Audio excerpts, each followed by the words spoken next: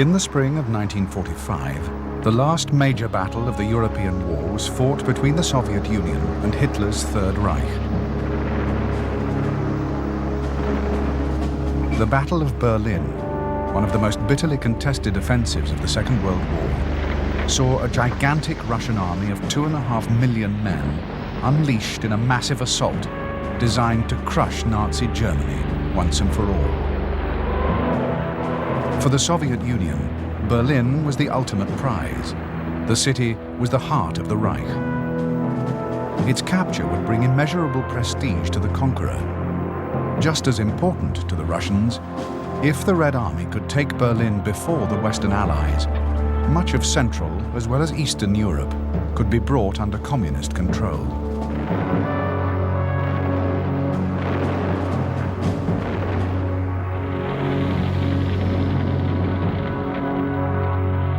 For Adolf Hitler and his most fanatical followers, the last hope of salvation was that the Red Army would be defeated at the gates of the capital.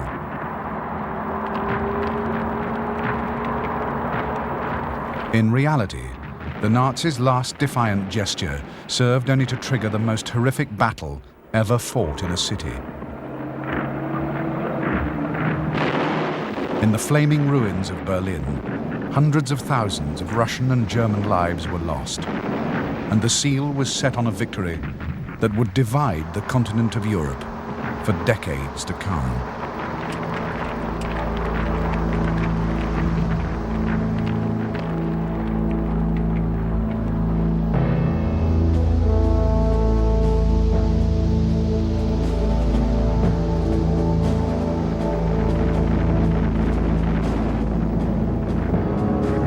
The beginning of the end for Hitler's Reich had come at the Battle of Kursk in July 1943.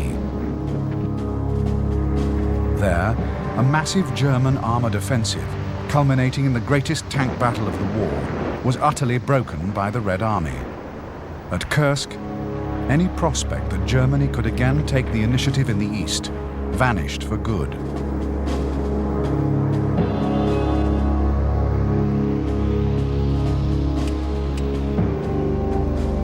The Soviet offensives of early 1944 had, in the north, driven the Germans back to the borders of Estonia.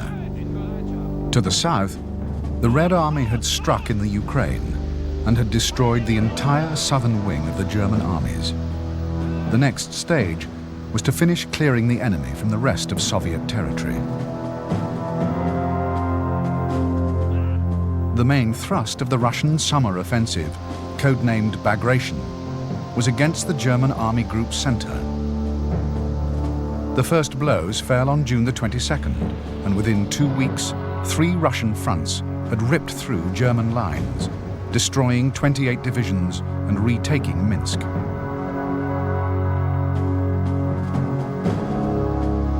On July the 13th, 1st Ukrainian and 1st Belarusian fronts were thrown at Army Group North Ukraine.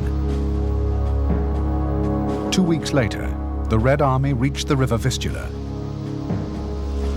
And on August the 1st, the Polish capital, Warsaw, exploded in an uprising. To the north, the front line was pushed almost as far as Riga. In 5 weeks, Germany had lost 350,000 men, a disaster greater than Stalingrad.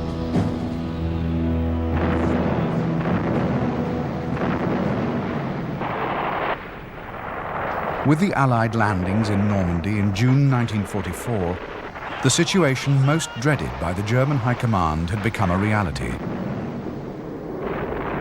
The Reich was doomed to a defensive war on 2 major fronts. Within 8 weeks, the Allies had broken out of their bridgeheads. The Wehrmacht bitterly contested every inch of ground, but the enemy dominated the skies. Another 8 weeks, and Paris had been liberated. In this second Battle of France, the German army had lost 750,000 men and vast quantities of equipment. On the Allied side, it seemed to many as if the end of the war could be in sight. By mid-September, American forward units had even set foot on German soil. In spite of the shattering blows it had suffered, the German Wehrmacht remained a force to be reckoned with.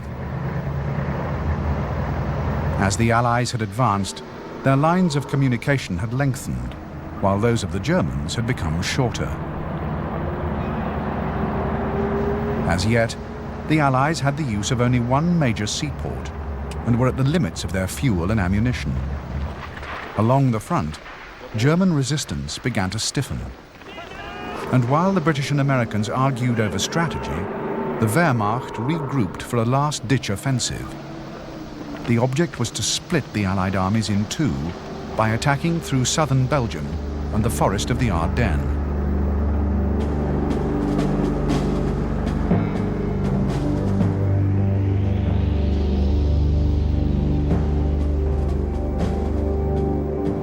By late December 1944, the front line in the west followed the course of the Ruhr, Our and Saar rivers. In southern Belgium, there was a shallow salient, a bulge in the line, facing the Ardennes, a hilly and in places heavily wooded region. It was through this area that Hitler had launched his most deadly thrust into France in 1940.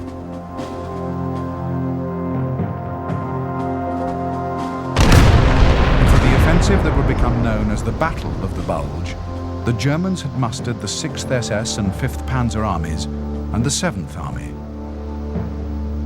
Facing them were elements of the American 1st and 9th Armies, flanked by the 3rd.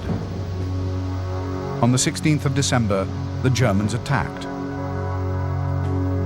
In the north, 6th Panzer Army's progress was slow, but a spearhead broke through and charged headlong for the Meuse.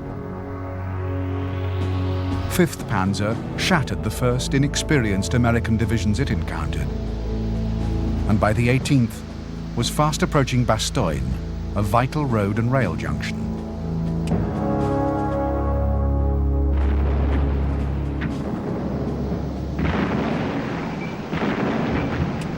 Although poor weather had, as the Germans expected, grounded Allied air forces, the offensive was already behind schedule.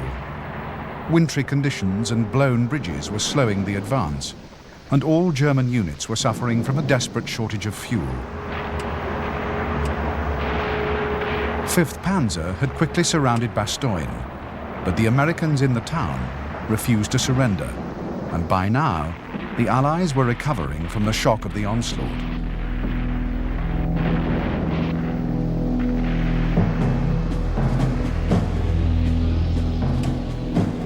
By December the 24th, 1st and 9th Armies, backed by the British 30th Corps, had rallied and blocked any further German advance towards the Meuse.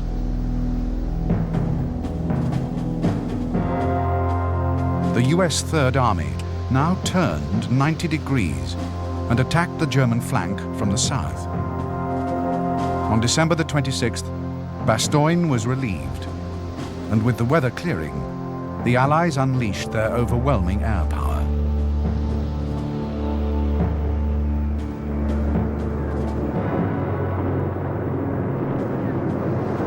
Within 3 weeks of the relief of Bastogne, the Germans had been forced back to their start positions. Hitler had refused to sanction a timely withdrawal, and the delay had cost the Wehrmacht most of their losses, in all 100,000 men and 600 precious tanks. For the German armed forces, the Battle of the Bulge had been a catastrophe. For months, the Western Front had been allocated the bulk of German production of tanks and heavy weapons. Vast numbers had now been expended to no avail. Meanwhile, in the east, the Wehrmacht had been starved of resources. This at a time when the Red Army was stronger and more ably led than at any period in its history.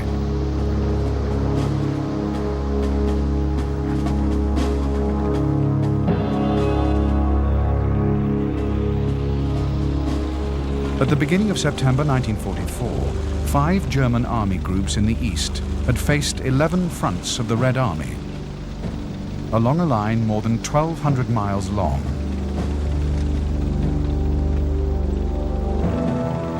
By mid-October, a Soviet drive to clear the Baltic states had left most of Army Group North cut off in the Courland Peninsula, where 20 infantry and 2 armored divisions would remain trapped until the end of the war.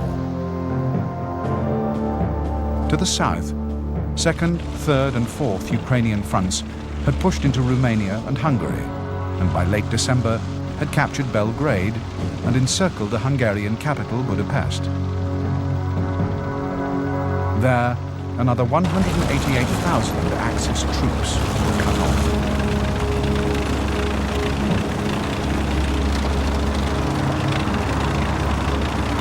By the close of 1944, the Red Army had expelled the Germans from Soviet territory and had broken the back of the Wehrmacht.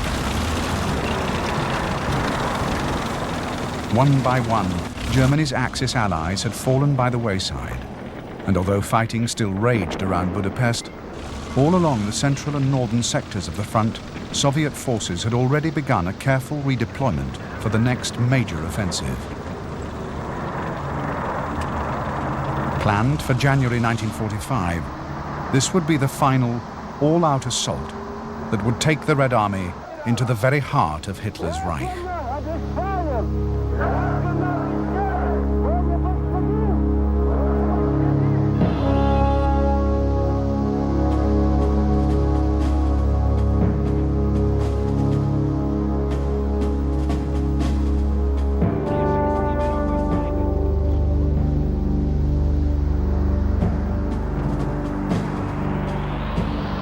To Joseph Stalin, Berlin was the prize desired above all others.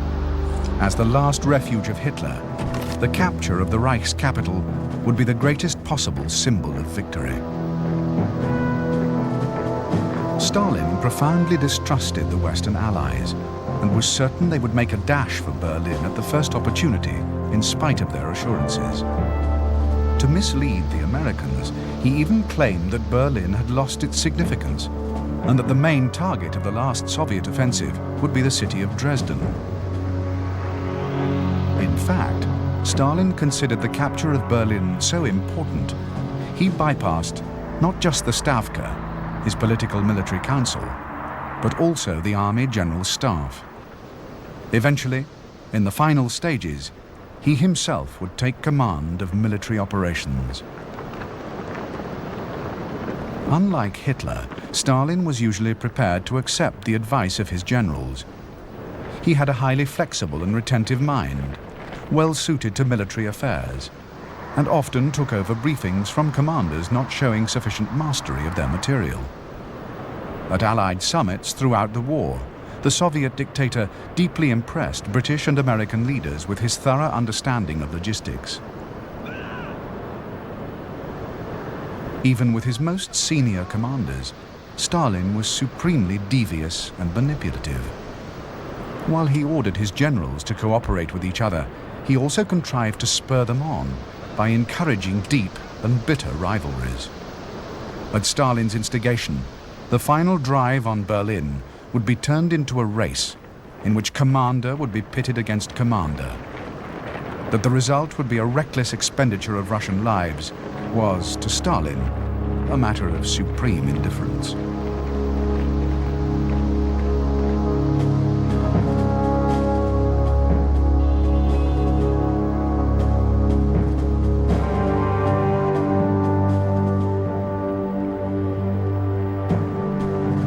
On July the 20th, 1944, a bomb had been planted in the conference room of Adolf Hitler's Wolf's Lair headquarters in East Prussia.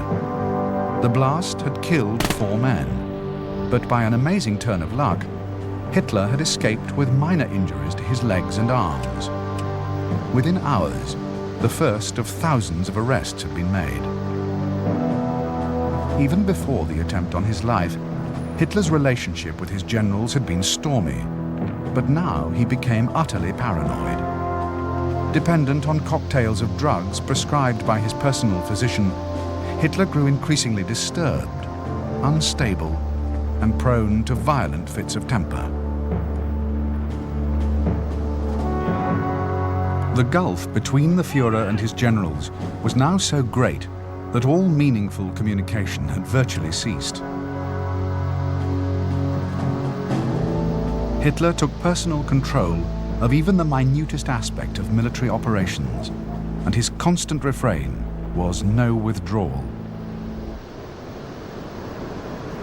The General Staff, desperate to gain room for operational maneuver, still the great strength of the German army, was viewed by Hitler as a collection of weak-willed and cowardly incompetents who refused to stand and fight. Hitler's response to any show of initiative in the field was to sack the offender unceremoniously. In the last 6 months of 1944, the entire army leadership on the Eastern Front had been replaced for one failing or another. The result was a complete collapse of confidence amongst senior German commanders. Many resigned, exasperated beyond endurance.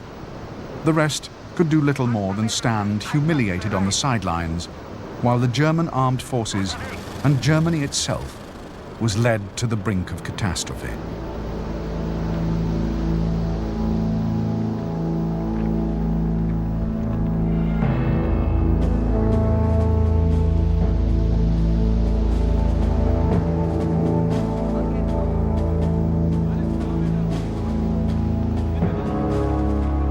In November 1944, the Soviet General Staff had outlined its plan for the greatest campaign in military history. The offensive would span the entire length of the Eastern Front, and fighting would take place in 8 different countries. In spite of the gigantic scale of the planned offensive, the Red Army estimated it would take just 45 days to achieve its objective, the capture of Berlin, the city that Stalin had called the lair of the fascist beast. Unusually, Stalin did not invite his front commanders to a conference where operations and tactics would be discussed. Instead, each was summoned in turn and given his operational area and his objectives. There were to be no arguments and no compromises.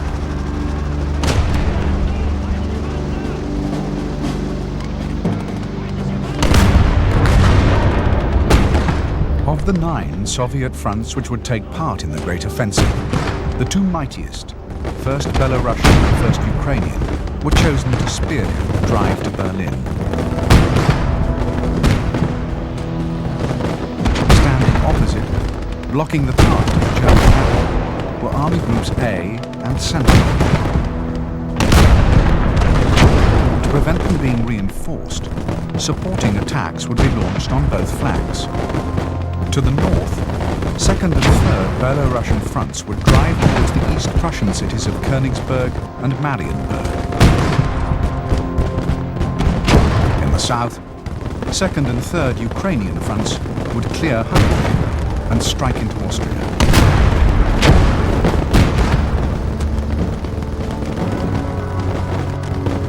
In the main thrust, 1st Belarusian would drive along a narrow front towards the Polish city of Poznan. At the same time, 1st Ukrainian would strike towards Breslau. Secondary waves of tank armies would then pour through the gaps in German lines and widen the breaches. When the Germans had been pushed to the line of the River Oder, Berlin would be at the mercy of the Red Army.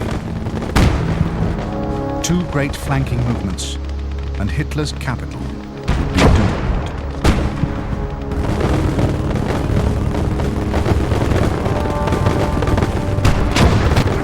The Soviet offensive was timetabled for the 20th of January 1945. This would give enough time for winter to freeze the notoriously wet Polish roads, and by then, fog would be less of a problem for the Air Force. Meanwhile, the great build-up would commence. Red Army reserves were increased all along the front, and supplies and equipment stockpiled for the operations to come. In preparation, a great propaganda offensive was begun.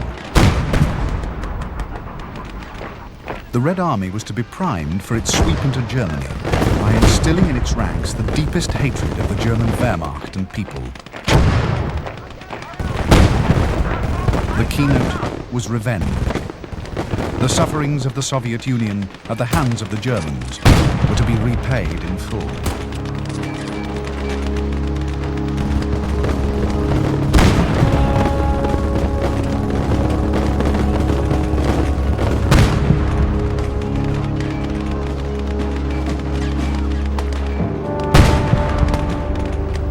With the Red Army only 300 miles from Berlin, a distance the Russians were capable of advancing in as little as 5 weeks, it was obvious to the German that the fight of the capital was desperate.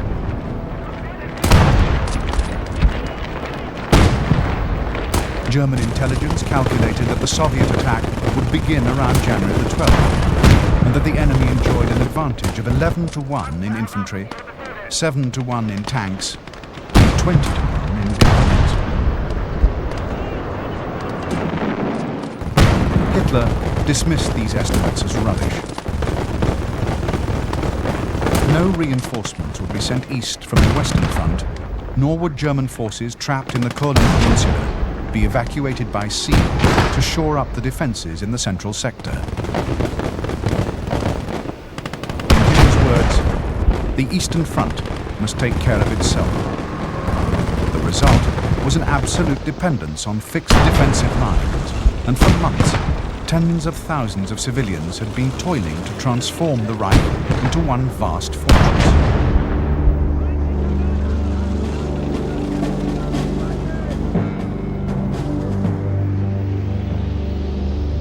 The Reich's system of defences was based on 7 lines, the longest running for almost 400 miles.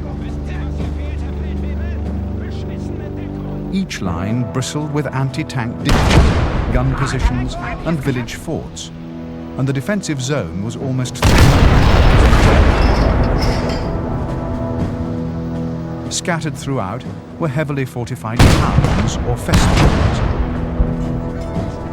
Of these, the most formidable were Königsberg, Insterburg, Poznan, Stettin, Kustrin and Breslau.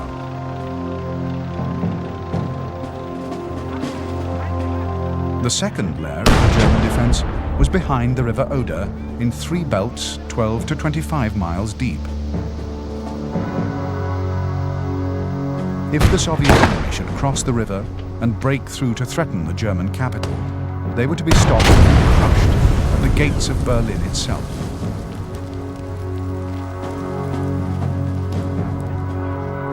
On its perimeter, the city was guarded by its own fortified defence line. Inside were yet more lines, dividing the capital into independent self-defending sectors, many crisscrossed by waterways. Berlin's massive concrete flak towers were also formed. Their guns could be trained to fire down into the streets.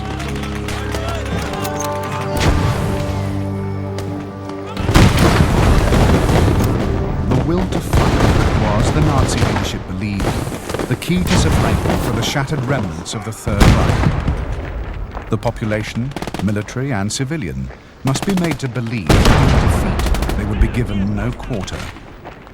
For most, there was little difficulty imagining the fate that would befall them at the hands of vengeful Russians.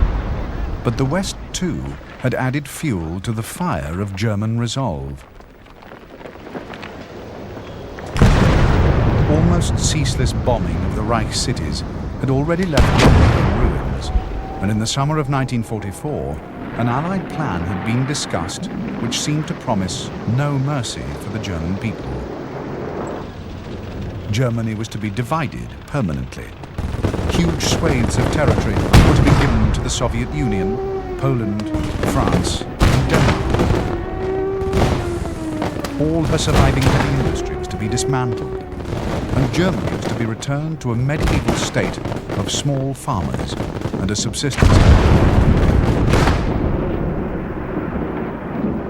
The plan was supported by Roosevelt, but strongly opposed by Churchill, and was soon dropped. However, for Goebbels, the Nazi propaganda minister, it was priceless material. To the citizens of the Reich, and especially to the inhabitants of its capital, who had suffered so much from Allied bombing, it was yet more proof that the only hope was determined resistance to the very end.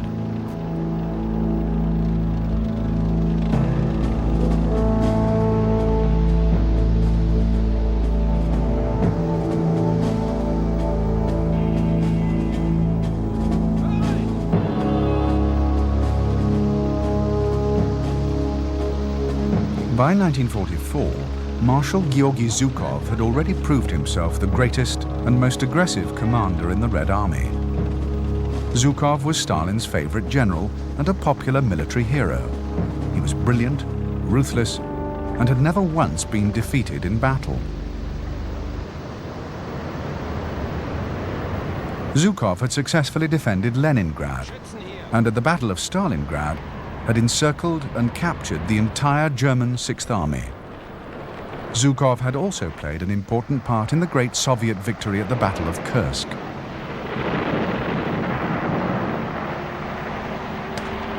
Since August 1942, Zhukov had been Deputy Supreme Commander of all Soviet forces, second only to Stalin. He had directed the huge Russian drive across the Ukraine, and as commander of the First Ukrainian Front, had advanced at an astonishing 30 miles a day in early 1944. In June, he took overall command of the Red Army fronts and orchestrated Russia's greatest military achievement of the war so far, the Bagration Offensive, and the rout of the German Army Group Center.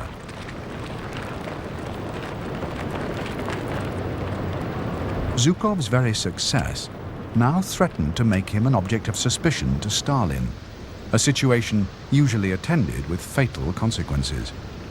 However, as the finest commander in the history of the Red Army, even the Soviet dictator could not afford to move against him, and in November 1944, Stalin let it be understood that Zhukov's forces should be the ones to attack and capture the Nazi capital.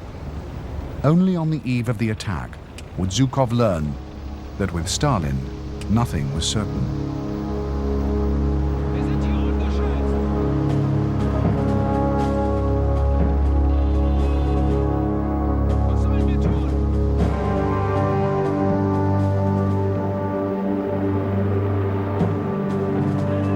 Although Field Marshal Ferdinand Schörner was an able soldier, he was also one of the most fervent Nazis ever to command a German army. Schörner would follow Hitler's most unrealistic orders to the letter, often with disastrous results. Schörner had been made chief of the National Socialist Leadership Corps in early 1944, and in June was in command of Army Group North during the Soviet summer offensive. With his army, Schörner was trapped on the Courland Peninsula, helpless for 6 months, until in January 1945, he was evacuated to command Army Group Center.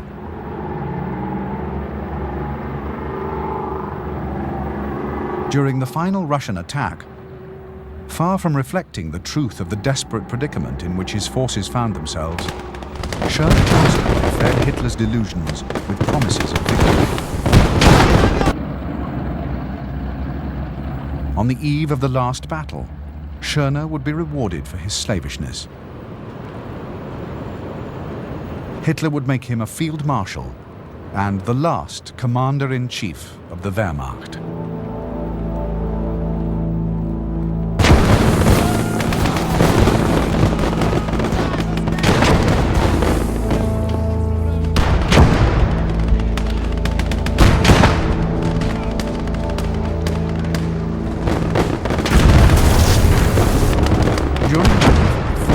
The Red Army had launched no fewer than 10 major offensives, and as the year had gone on, its performance in the field had improved beyond all recognition.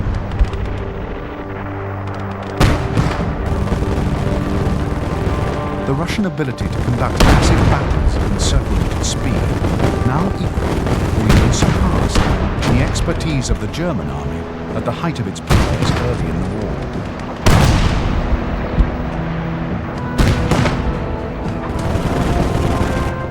The Red Air Force had also evolved into a supremely proficient service, excelling particularly in tactical operations.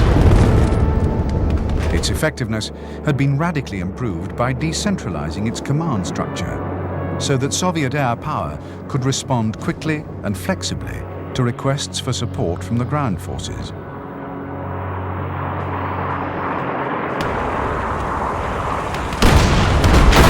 now, all arms of the Soviet military machine were lavishly equipped with advanced weapons. Russian industrial production, free from the disruptive effects of enemy bombing and able to call on vast reserves of labor and strategic materials, could easily replace the Red Army's losses. At the start of 1945, the strength of Soviet forces in the field was over 6 million men, 15,000 combat aircraft, 100,000 artillery pieces, and 1,200 tanks and some helicopters.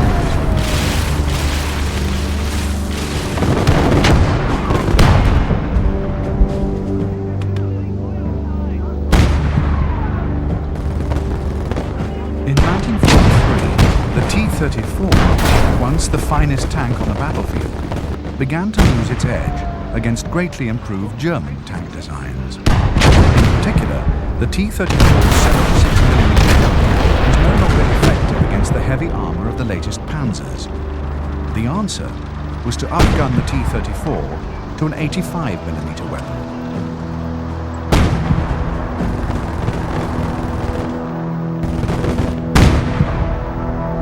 The new gun demanded a new turret, and the resulting design was an efficient three-man unit.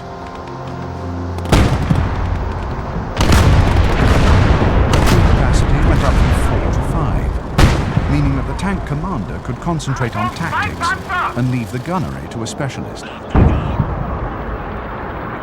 Additional improvements included a new 5-speed gearbox and increased armor thickness to 110mm on the front and 90mm on the turret. The new tank was a formidable weapon. Together with its parent, the T-34-76, the 85 would play a central role in the coming Soviet offensive.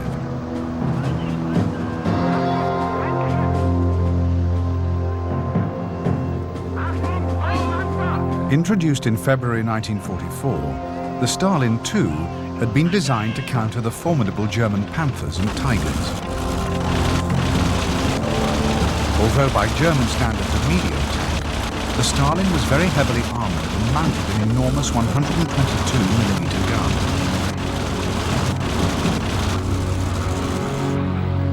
In its ability to penetrate armor at medium ranges, the Stalin's gun was in fact little better than the German 75 or 88, and the tank could carry far less ammunition, only 28 rounds.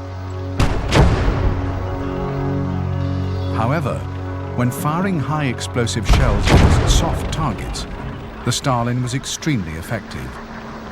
In the Berlin street fighting, the Stalin was aggressive but indestructible.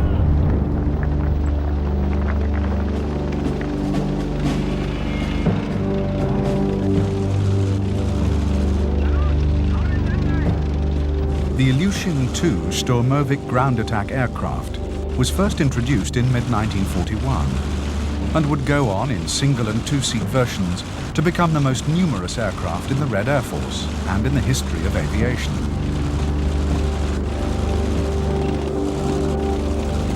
Believed by Joseph Stalin to be the single most important weapon possessed by the Soviet Union, the Stormovik came to symbolize the resurgence of Russian power after the setbacks of 1941.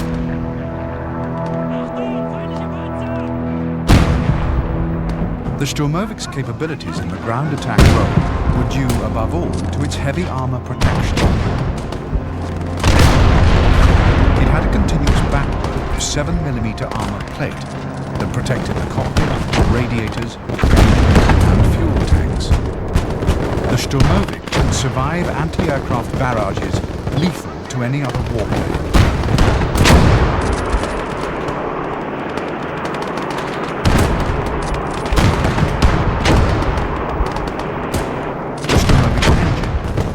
maximum power at low altitudes.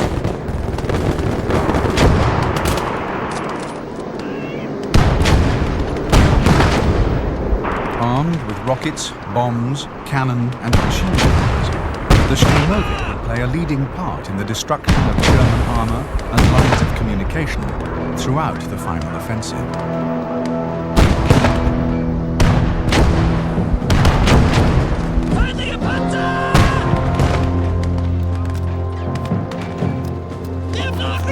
The Katyusha, or Little Kate multiple rocket launcher, had been developed in the late 1930s and was first used in action in July 1941. Because of the peculiar sound it made on launching, the weapon was named Stalin's organ by German troops. By 1945, the Katyusha fired 132mm fin-stabilized rockets with 40-pound high-explosive warheads to a distance of 9,250 yards. The weapons could be mounted on 2.5-ton trucks, which had their cabs protected by steel blast deflectors, or in freestanding launchers, able to fire up to 48 rockets in a volley.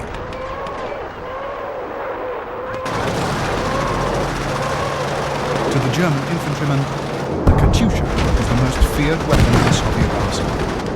And although the rockets were none too accurate, a Katyusha barrage would lay waste a vast area of the battlefield, destroying everything in its path.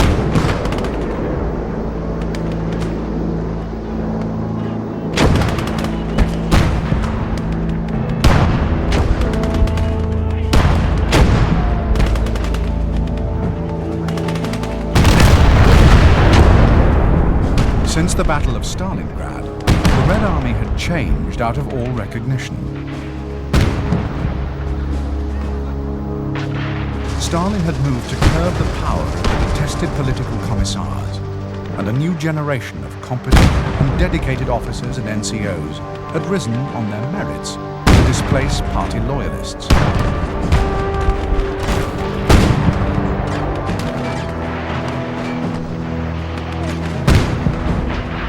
As for the private soldier, even the German enemy had been forced to recognize that the men of the Red Army were not only courageous in battle, but also well-trained and extremely talented.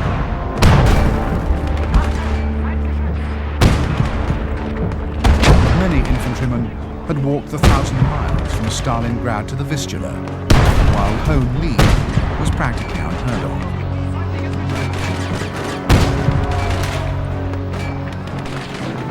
For the Red Army soldier, discipline was harsh and unrelenting.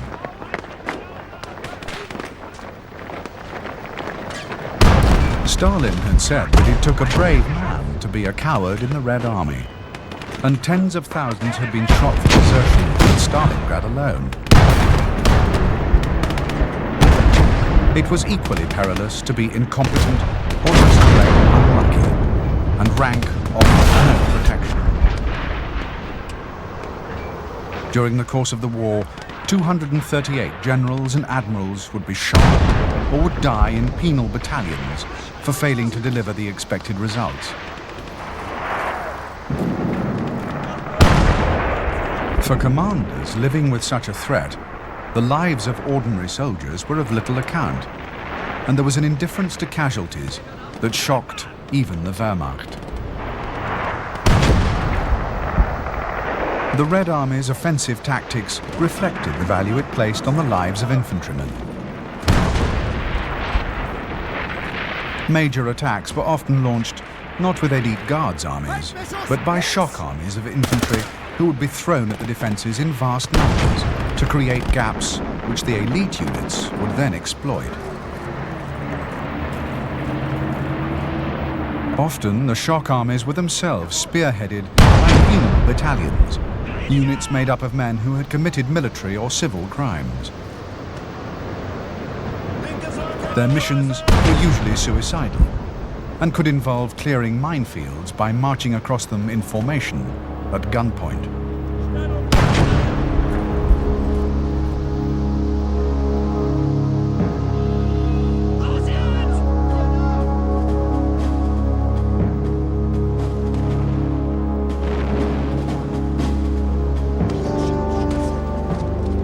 By the end of 1944, the German army was a shadow of the awesome machine that 5 years earlier had unleashed blitzkrieg on an unsuspecting world. In the east, it could still field more than 3 million men, but appalling losses had severely reduced the quality of its fighting formations.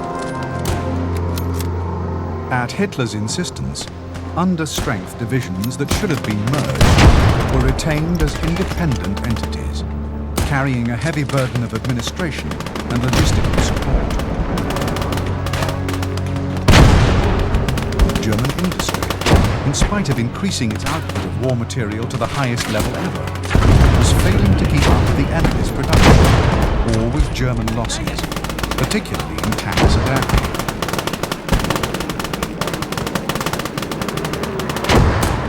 A panzer division now had a theoretical strength of only 120 tanks, little more than a third of its 1939 output.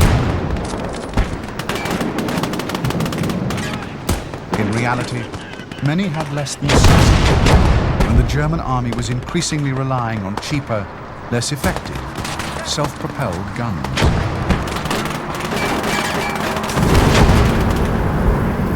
In the air, the Luftwaffe, exhausted from its desperate attempts to stem the tide of Allied air power, had already passed the point of no return. Aircraft production had reached the amazing figure of 40,000 in 1944, but even such a feat could not redress the balance.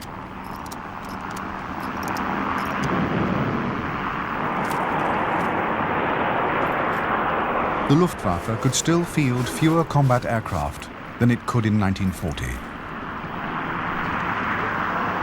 And to compound its difficulties, there was also a major fuel crisis.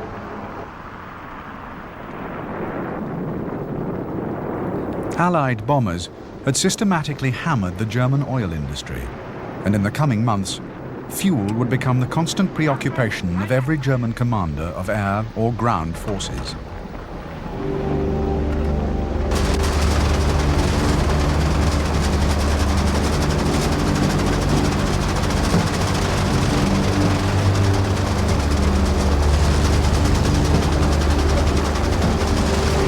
By late 1944, the Mark V Panther made up around half the strength of German armoured divisions on the Eastern Front. The best medium tank deployed by any army in World War II, the Panther G incorporated many modifications suggested by tank crews in the field. In particular, the Panther's side armour had been increased in thickness.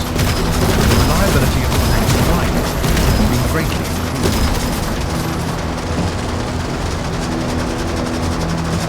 Like earlier models, the Panther G was armed with a supremely well-designed, long-barreled 75mm gun, capable of penetrating 120mm of sloped armour at over 1,000 yards. The Panther could carry a massive ammunition load of 81 rounds.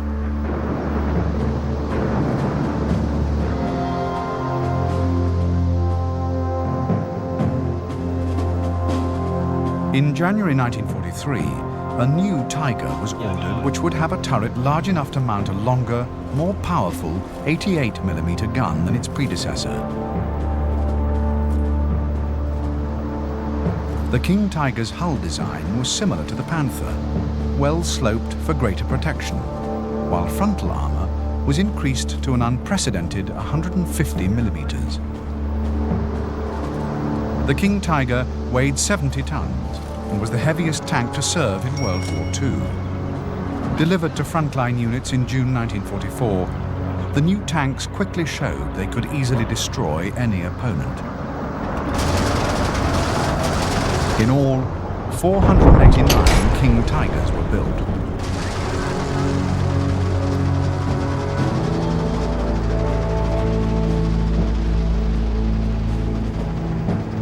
The Nebelwerfer, or smoke thrower, as it was called for security reasons, had been developed by German scientists long before the war.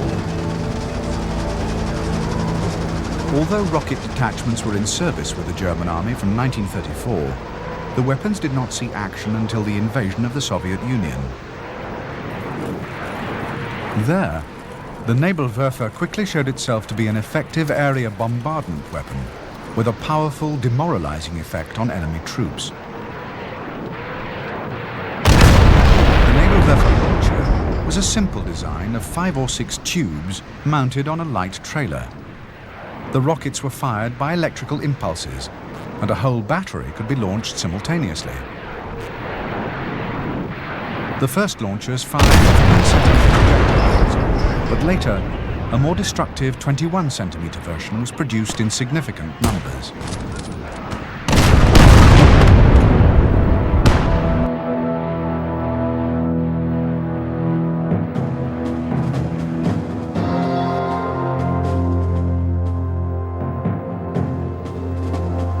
The Goliath was an expendable remote-controlled demolition weapon designed to attack bunkers, buildings, or even tanks with a high explosive charge. The first production model was battery-powered. Later versions were powered by a motorcycle engine and carried a heavier charge over a greater distance. The Goliath was connected to its operator by a 650-meter long, 3-strand wire rolled on a drum at the back of the chassis. 2 strands controlled track speed and steered the vehicle, while the other detonated the charge. In combat, the Goliath was maneuvered up to the side of the obstacle to be destroyed and triggered from a safe distance. Although the Goliath was used extensively on the Eastern Front and was moderately successful, particularly in built-up areas, it was extremely vulnerable to small arms fire.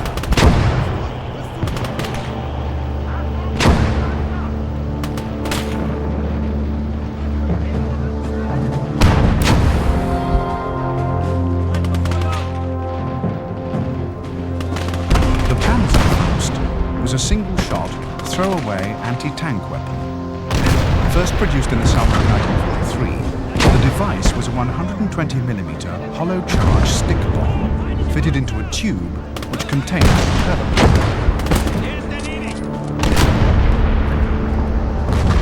The Panzerfaust had a crude sight and trigger arrangement, but at distances of up to 150 meters, it could penetrate the side or rear armor of any existing tank and most frontal armor under the right conditions. Its cheapness, ease of use, and lightweight, anyone could be trained to use the Panzerfaust.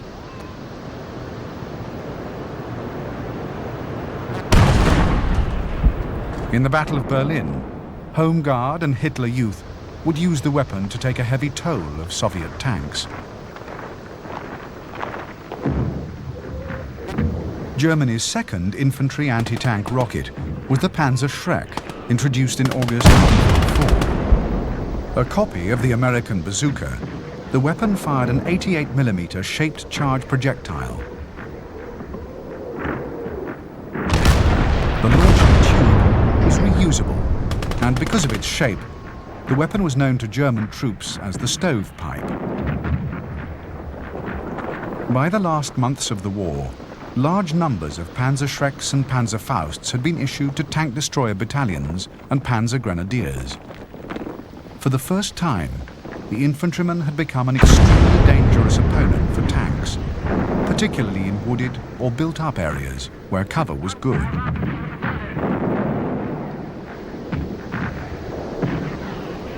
Because both weapons produced quantities of flame and smoke, the position of the user was betrayed at once, and it was vital to change location immediately after firing.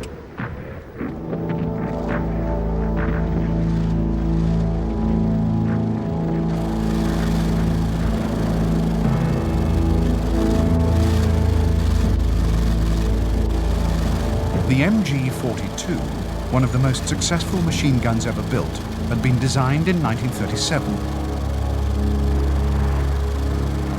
The new technology of metal stamping was then still in its infancy and had never been used to make anything quite so intricate. The idea of stamping, pressing and welding horrified traditional gunmakers, accustomed to producing weapons to the highest quality. But the finished machine gun successfully passed its last field trial in the autumn of 1941. Although crudely manufactured, the MG42 was extremely sturdy, had a very simple barrel-changing system and an exceptionally high rate of fire. In 1942, it was approved for mass production, each unit costing a quarter less than its predecessor, the MG34. When an example was first captured by the Allies, its performance amazed ordnance experts. The MG42 was a popular weapon with the troops of the Wehrmacht, but it did have some weaknesses. Its high rate of fire made it wasteful of ammunition, and it had a tendency to become unstable after prolonged bursts on automatic.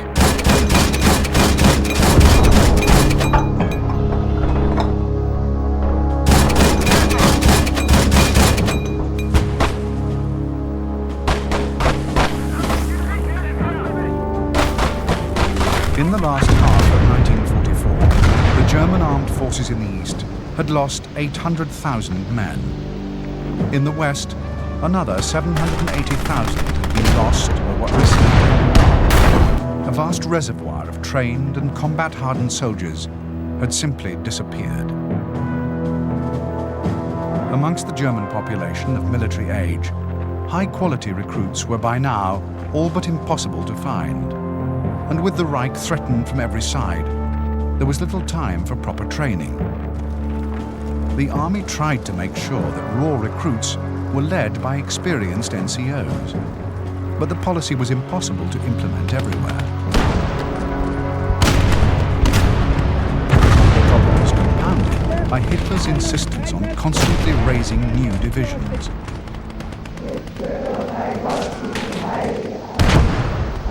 Inexperienced and barely trained formations got the best available equipment, while surviving veteran divisions at the front were badly neglected. Their losses in men and weapons rarely made good.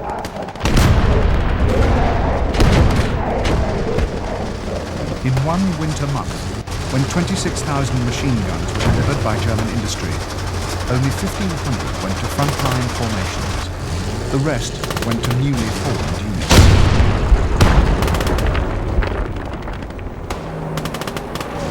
Only the top divisions of the party army, the Waffen-SS, were favoured with anything like adequate replacements of men or equipment.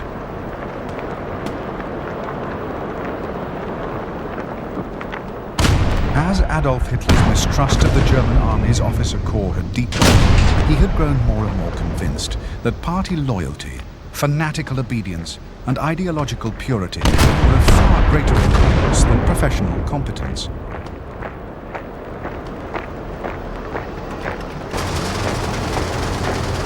After the bomb plot of July 1944, Hitler had made SS chief Heinrich Himmler commander of the replacement army. Himmler, with virtually no military experience, now controlled all military forces inside Germany and was in charge of the training of all new formations. The ultimate encroachment by the Nazi Party in military affairs came with the raising of the German Home Guard, the Volkssturm. The Volkssturm was to be controlled not by the army, but by the party. Enlistment in the Volkssturm was compulsory for all males between the ages of 16 and 60 not already in military service. Poorly equipped, with little training, and led by men selected for their Nazi credentials, the Volkssturm was expected by Hitler to fight alongside the army. As military units, however, Volkssturm detachments would be largely ineffective, and in the eyes of the regular army, boys and old men thrown heedlessly into battle could only be a tragic and dangerous liability.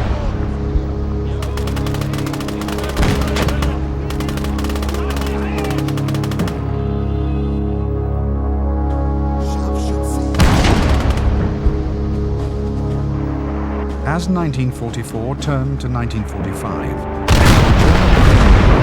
Germany was still embroiled in Hitler's doomed adventure in the Ardennes. The Führer continued to dismiss all warnings of an imminent Soviet offensive, and was even planning another major attack on the Allies. The limit of his interest in the Eastern Front was the fight of the Hungarian capital Budapest, by now surrounded by the Red Army. Obsessed with his oil fields, Hitler had first designated Budapest as a Festung, a fortress to be defended to the last man. And then, to the horror of his high command, he had ordered 2 powerful SS divisions to be stripped from the eastern reserves and sent south to relieve the city. Meanwhile, along the central sector of the front, far from Budapest and its beleaguered garrison, 200 Soviet divisions were poised to thrust at the very heart of Hitler's Germany.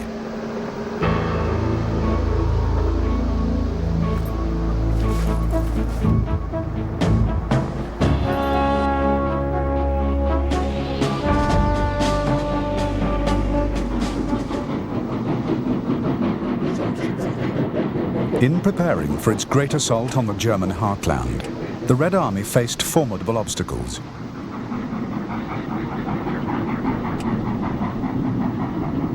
The jumping-off points were 3 bridgeheads the Soviets held on the west bank of the river Vistula, and the railway networks which could supply them had been shattered.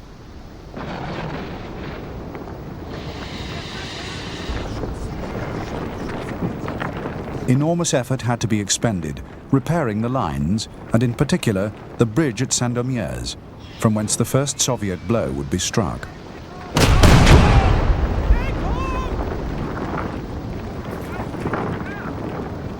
By the first week in January, the flow of supplies and equipment to the 2 main Russian fronts had turned into a torrent. For the offensive, the Red Army had mustered almost 2.5 million men and 6,500 tanks, half of its entire armoured force.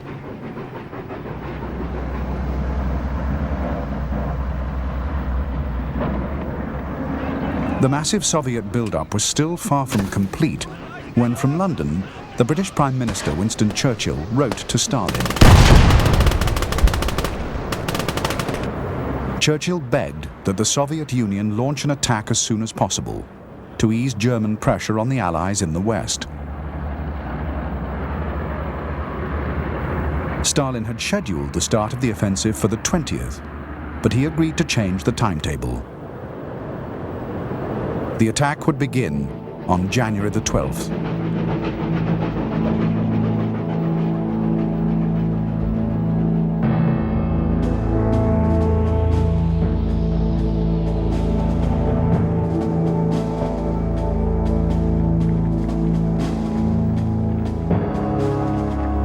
The opening blow in the Great Offensive was to be struck by Marshal Konev's First Ukrainian Front. Konev had massed 500 guns for every mile of his front line, and the success of his attack would depend totally on their effectiveness.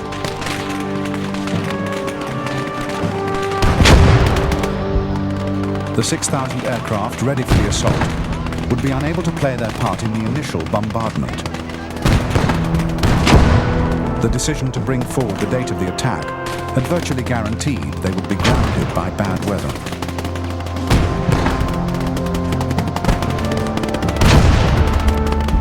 In the critical sector of the front, facing Konev's forces on the Vistula, the Germans had created a tactical defense zone 10 miles deep. Inside it, on Hitler's direct orders, substantial reserves had been deployed, including 2 Panzer and 2 motorized divisions. What the waiting Germans did not know was that the Soviet artillery plan was designed to annihilate everything inside the zone.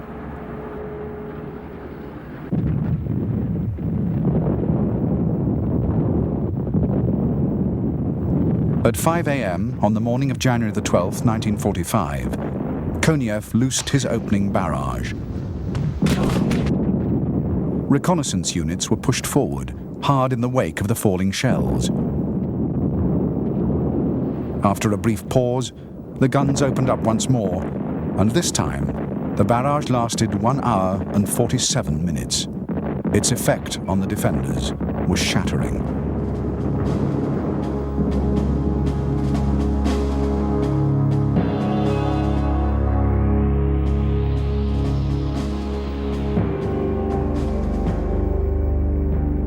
Koniev's attack was launched from a bridgehead 40 miles wide near Sandomierz.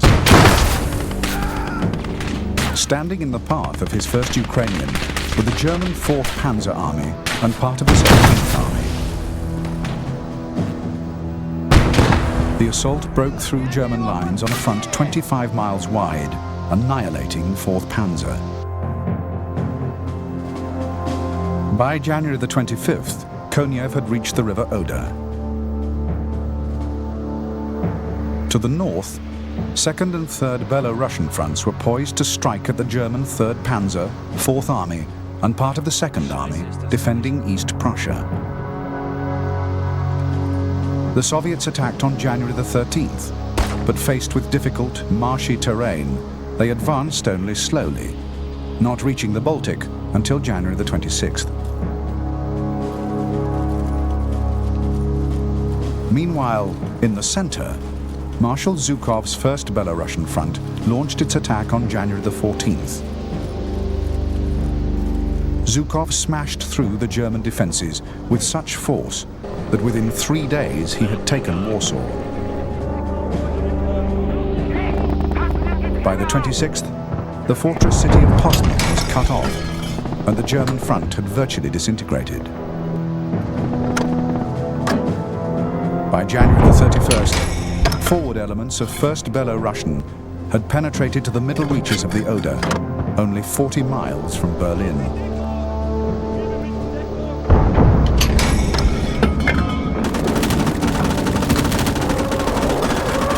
Four days after the Russian onslaught had begun, Adolf Hitler had moved his headquarters to Berlin, where a bunker had been built beneath the Reichschancellery. From there, he issued a stream of detailed instructions to his field commanders, and failing utterly to comprehend the magnitude of the blow that had fallen on his armies, his intervention served only to make a disastrous situation catastrophic. One of his first acts had been to order the Krak-Grossdeutschland Panzer Corps to move 150 miles south from East Prussia, to an area that had already been taken by the Soviets. The Corps was forced to retreat long before it reached its destination.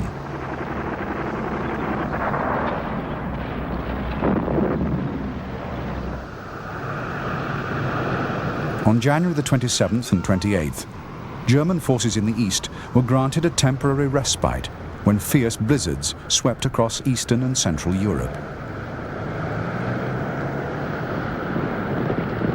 In appalling conditions, the Soviet offensive wavered, and when there was a sudden thaw on the 31st, the Luftwaffe found itself, for the first time since the offensive had begun, with the edge over the enemy.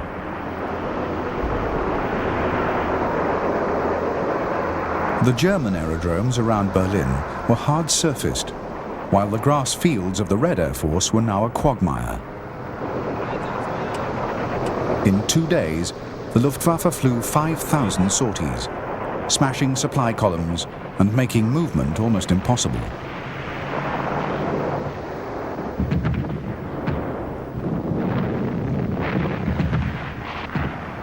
In spite of relentless German air attacks, the Russians had succeeded in seizing several bridgeheads over the Oder. Scheiße, ist das kalt. Marshal Zhukov quickly ordered his forces to replenish their supplies and in a swift assault take the German capital on February the 15th. The plan was hopelessly ambitious. After a 300-mile advance, the fuel situation had become critical.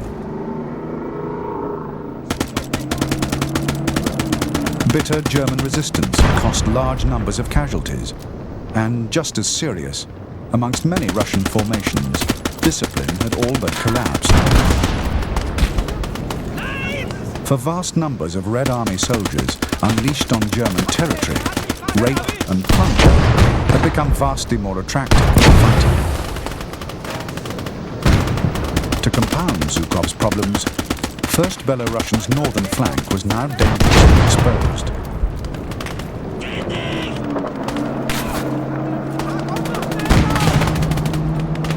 The threat to Zhukov's flank was soon dramatically undermined. After a series of increasingly dangerous probing attacks, the German 3rd Panzer Army slammed into Zhukov's line.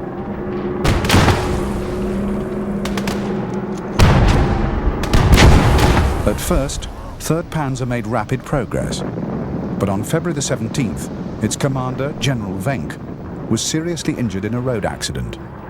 Without its leader, the German attack lost all momentum and finally petered out.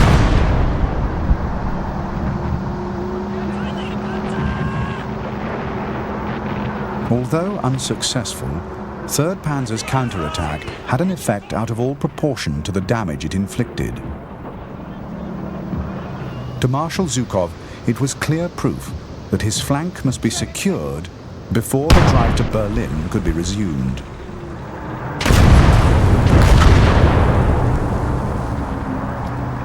By now, German resistance all along the Oder line had stiffened immeasurably.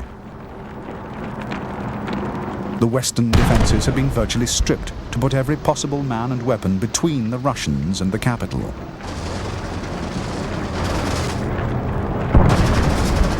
An enemy thrust to Berlin was expected almost any day. What the Germans did not anticipate was that Zhukov would strike to the north.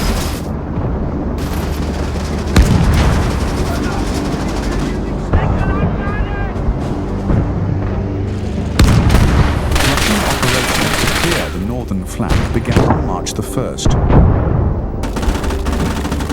Within 5 days, Zhukov had pushed deep into Pomerania and had taken Kolberg. By the end of the month, Rokossovsky's 2nd Belorussian had taken Danzig. To the east, 3rd Belorussian destroyed the last German pocket in East Prussia, although the fortress city of Königsberg would remain in German hands for some time.